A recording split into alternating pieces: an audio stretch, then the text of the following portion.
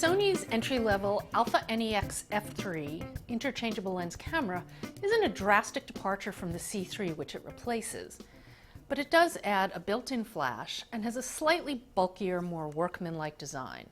It's also got a new sensor, although the same resolution, and a new metering system.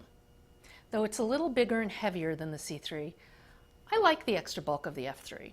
It's got a deeper grip for one thing, which makes it easier to shoot single-handed.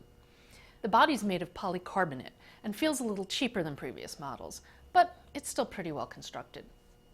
The camera uses the typical NEX design with programmable controls that are contextually labeled on the LCD.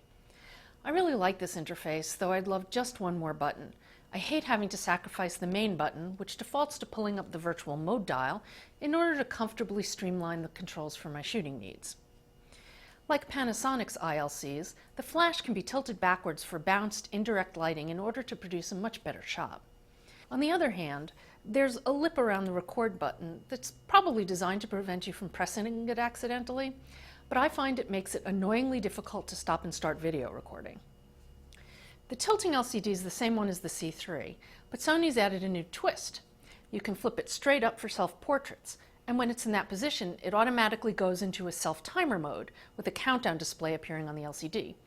It then flips the photo automatically so that it's normally oriented rather than mirror-oriented. This is a really nifty feature if you're the self-photographing sort. If you use a tripod with any regularity, I'd suggest you pass on the F3 though. While I appreciate that Sony moved the SD card slot out of the battery compartment, I think the new location, which is right next to the tripod mount, becomes equally as problematic. New in this generation of cameras is the auto portrait framing feature. In superior auto mode, when you frame a picture of a person in a wide orientation, it automatically creates a crop that more attractively positions the person in the photo, and it'll save both the original and the crop. This is a really clever and useful idea for new photographers.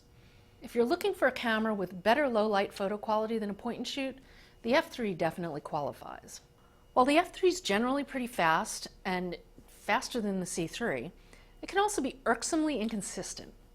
Continuous shooting is a bit sluggish, but overall the camera should be able to keep up with a toddler in bright sunlight.